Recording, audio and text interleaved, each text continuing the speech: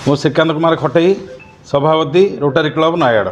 କ'ଣ କହିବେ ଆଜି ରୋଟାରୀ କ୍ଲବ ନୟାଗଡ଼ ତରଫରୁ ଯେଉଁ ସାମ୍ବାଦିକମାନଙ୍କୁ ଏକତ୍ରିତ କରି ଗୋଟେ ସମ୍ବର୍ଦ୍ଧନା ଦିଆ କ'ଣ ଦେଖନ୍ତୁ, ରୋଟାରୀ କ୍ଲବ ଆଉ ସାମ୍ବାଦିକ ସଂଘ ଆମ ଭିତରେ ଗୋଟେ ସମ୍ପର୍କ ଭିତରେ ସବୁବେଳେ ଆମେ ପରିପୂରକ। ଆମର ଯାହା ଅସୁବିଧା ହେଲେ ଆମେ ସାମ୍ବାଦିକ ସଂଘକୁ ଜଣୁ, ସାମ୍ବାଦିକ ସଂଘ ଆମ ସାଙ୍ଗରେ ସବୁବେଳେ ଅଛି।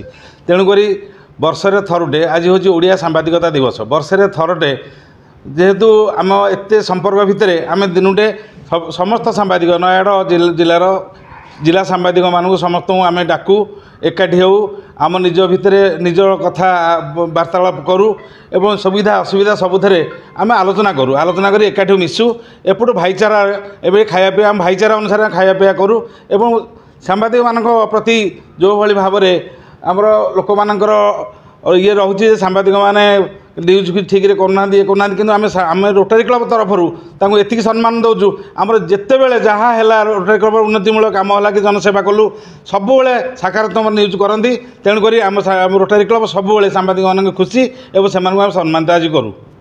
ସାମ୍ବାଦିକଟିଏ ସମାଜର ଆଲୋକବର୍ତ୍ତିକା, ସମାଜର ଦିଗ୍ଦର୍ଶକ। ସାମ୍ବାଦିକମାନେ ହିଁ ଆମର ସମାଜକୁ ଦିଗ୍ଦର୍ଶନ ଦିଅନ୍ତି ଏବଂ ସରକାରଙ୍କର ଯେକୌଣସି ଯୋଜନା ଆସେ ଗରିବ ଲୋକମାନେ ପାଇଲେ କି ନାହିଁ ସେମାନେ ତାର ପ୍ରଶାସନକୁ ସବୁବେଳେ ସୂଚାଇ ଦିଅନ୍ତି ଏବଂ ସେମାନଙ୍କ ସୂଚାଇ ଦେବା ଯେଉଁ ପେପରରେ ବାହାରେ ସେଥିରେ ପ୍ରଶାସନ ହଡ଼ପ ହୋଇ ଜନସାଧାରଣଙ୍କୁ ସେମାନେ ସେବା ଦେବାରେ ସଫଳ ହୁଅନ୍ତି ଏବଂ ଆମ ଜନସାଧାରଣ ତାଙ୍କରି ଯୋଗୁଁ ହିଁ ସବୁ ପ୍ରକାର ଇଏ ଯୋଜନାର ସଫଳୀକୃତ ହୁଅନ୍ତି।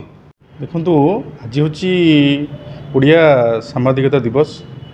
ଏହି ଅବସରରେ ଆମର ଓଡ଼ିଶାର ଯେଉଁ ସାମ୍ବାଦିକ ଭାଇମାନେ ନିର୍ଭୀକତା ଭାବରେ ବର୍ଷା ଖରା ସହିତ ସବୁବେଳେ କାମ କରୁଛନ୍ତି ସେମାନଙ୍କୁ ସମ୍ମାନ ଜଣାଇ ସେମାନଙ୍କୁ ସମ୍ବର୍ଦ୍ଧିତ କରିବା ପାଇଁ ଆମର ଏ କାର୍ଯ୍ୟକ୍ରମ ରୋଟାରୀ କ୍ଲବ 1990 ମସିହାରୁ ଆରମ୍ଭ ହେଲାଣି।